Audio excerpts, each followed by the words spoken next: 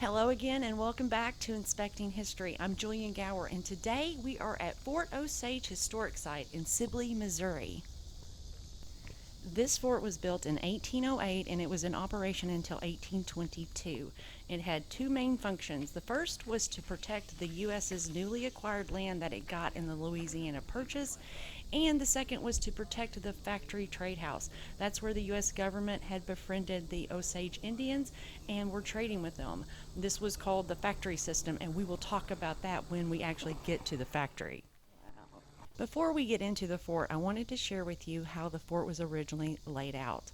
Now, these buildings right here, those were houses for the civilians, and those have not been reconstructed. Also not reconstructed was the hospital.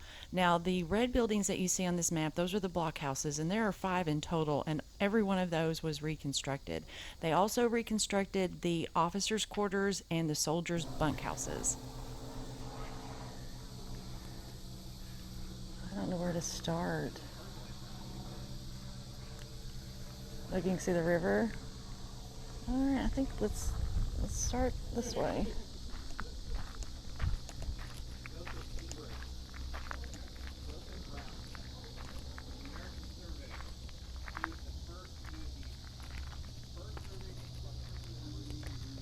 So this fort is split into 2 sections, the fort and then the trading house area. Now, this fort was rebuilt between 1951 and 1961, and it was rebuilt on the foundations of the original fort. And I think we will start our exploration in this blockhouse. This was the main blockhouse, and this is where the soldiers would get their daily orders. So Captain Eli B. Clemson was the commander of the fort until 1813, and George Sibley was the factor. He was in charge of the factory, and they both thought they were in charge, and they did not like each other. So I'm here on a very hot summer day, and it's very cool in here, but I imagine in the wintertime it was really, really cold, because in January the average temperature here is about 22, especially here next to the river. Now here is a view, one of the first views of many on this trip, of the Missouri River. Now that's the river that Lewis and Clark used on their voyage of discovery in 1803. And as a matter of fact, William Clark noted this area as a good place for a fort, and then he returned in 1808 and he built it. Oh wow, and you have to admit, that is a really good view of the fort. We are in the officers' quarters, and I'm just going to apologize. I lost a lot of footage in here. I don't know what happened.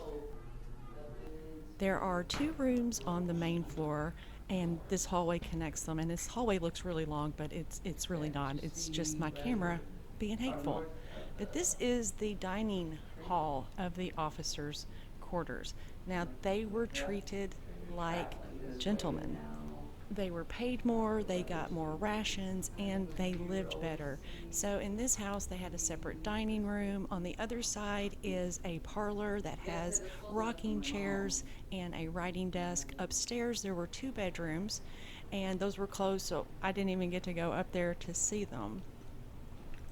So the officers lived in very nice style as compared to the enlisted men. That's it for the officers' quarters. Let's move on, shall we? And on our left is where the hospital would have been. Again, it was not reconstructed, but that's where it was.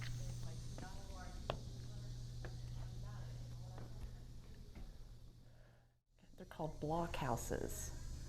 So we're going to find out what all these benches were for. I have a bad feeling it was for sleeping. Let's go check it out upstairs. So the guards were on duty 24/7, and those benches were used for storage and sitting, and I'm sure sleeping on duty. But the only blockhouse that had a fireplace was the one that was next to the officers' quarters.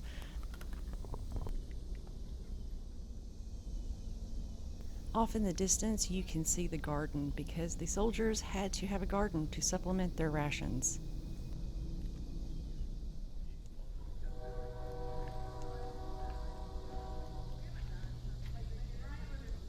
imagine that is another blockhouse, but we're gonna go check it out.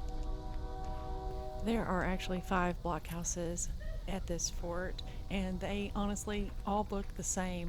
So we're just gonna go in here just on the bottom floor and just gonna check it out.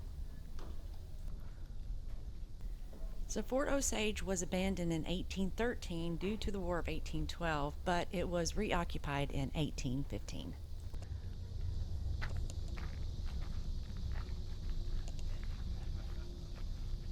Now, the fort employed many civilians, so blacksmith, carpenters, skilled workmen like that were in very, very high demand. This is a blacksmith shop.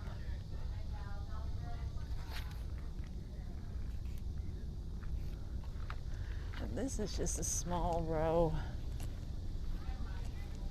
I'll find out what the official name is for it. Originally, this would have been a row of bunk houses.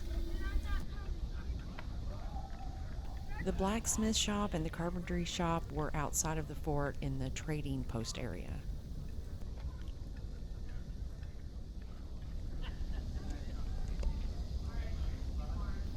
Well, this looks like a bunkhouse. Coming up.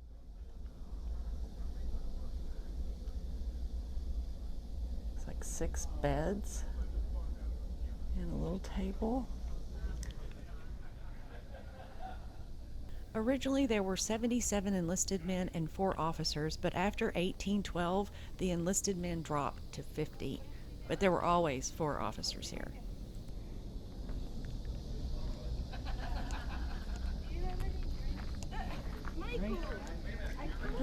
Another bunkhouse. Oh, this one's bigger. Oh, this one's much, much bigger. There are 12 bunks in here.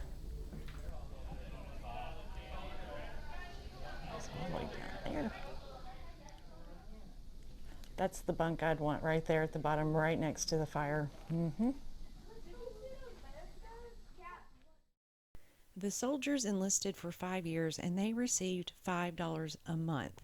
Their daily rations were 1 1/4 pound beef or 3/4 of a pound pork, 18 ounces of bread, 1 gill of rum, whiskey, or brandy. They could also take on extra duties to get more pay or rations. They could get 10 cents a day for common labor and 16 cents for a skilled trade like carpentry or blacksmithing.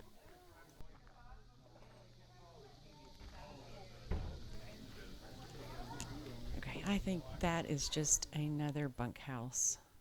And it was very full, so we didn't go in. And another roundhouse. Let's go check. Not roundhouse, blockhouse. Check it out. And here's an interesting piece of trivia. George Sibley, who was the factor here, mapped the Santa Fe Trail. Very much like the others, but I bet it's got a better view up here. Oh, they're kind of interesting. When you're finished.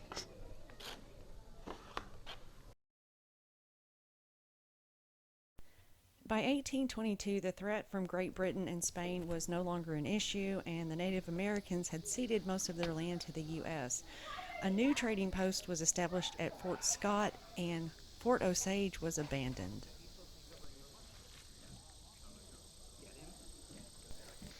And a small town grew up around the fort, and they called it Sibley after George Sibley, and they have a cemetery, and we're going to go there, and that is going to be next week's video. So if you like cemeteries, I want you to go ahead and subscribe so you don't miss that.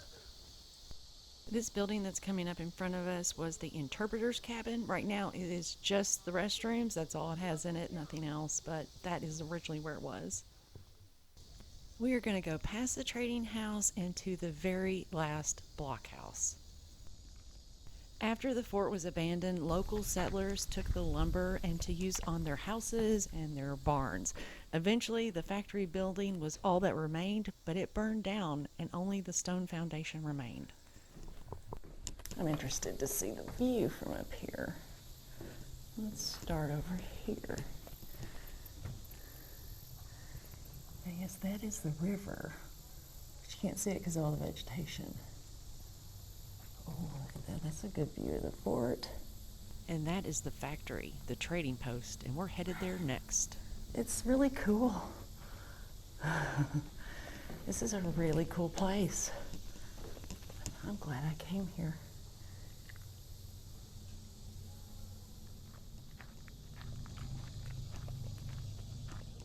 And we have made it to the trading post. It is 4 stories, but we're going to start on the ground floor at the dining room. So Sibley hosted many dinner parties here, and he wrote to his brother that he frequently was honored with an Osage chief or a war captain to dine with him.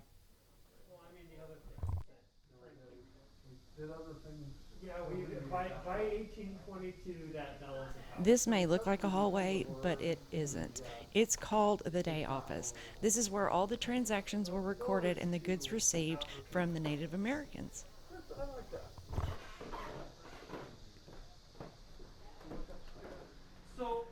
So we are entering the actual trading room. So the factory system was set up by the government to prevent exploitation of the Native American by individual traders. So the American government decided that they were going to trade with the Native Americans at a fair price. The United States wanted pelts and furs, and so the Native Americans would get credit when they brought those pelts and furs in, and they could buy tinware, gardening tools, tobacco, muskets, fabric, but no alcohol. What would happen on, especially not really any place to actually insert a barrel? I just want to take another look at the Missouri River and kind of see what kind of view we have on this porch. It's a pretty big porch. And that is really a great view of the river, and I see why William Clark picked this area out. Alright, so we are making our way upstairs to the tippy top floor, and that is into 2 sections. So this is the storage room. So this is where they would store all of the brand new goods that were brought in before they took them down to the trading post for the Native Americans. This was not the only trading post. The U.S. government set up trading posts all around the newly gained land by the Louisiana Purchase, and they called this the factory system. And Fort Osage was the only trading post that made a profit. This is the bedroom of the factor. Now, George Sibley lived here until 1813, and then when he came back in 1815, he had moved into a house because he had gotten married. So this room would have been used by his assistant after that. All right, we are headed downstairs to the first basement. This is a kitchen. I drove to the rest stop. Okay. So Sibley used women to run the kitchen. They were the wives of the soldiers or the interpreters, and he even hired slave labor. This room was used to pack up all of the furs and the pelts in order to get them ready to ship back to the east. And the soldiers could earn an extra 10 cents a day working in here.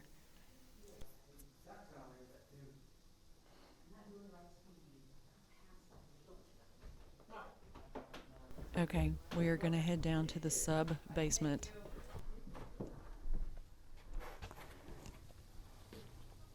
Okay, this is a little creepy. Oh, you can definitely smell. It smells like a cave. This lower cellar was called the peltry room, and it held the packed fur until it could be shipped. And Fort Osage actually had its own keelboat called the Osage Factor. Below it is the actual foundation stones that they uncovered during the archaeology project. And then the stones on top of that are the reconstructions. So let's go take a check. In 1942, the state of Missouri had an archaeology survey done, and they found lots of artifacts like burnt wood, twisted window glass, bottles, nails, cupboard locks, door locks, garden tools, china, costume jewelry, military buttons, and a whole lot more. But more importantly, they found the foundation of the trading post. And it was because of this that the state of Missouri started reconstruction of this fort in 1951. And that is it for our visit here at Fort Osage. I hope you learned something because I learned a whole lot. And if you like this kind of video, don't forget to like and subscribe because I post videos like this every Thursday. See you guys next week.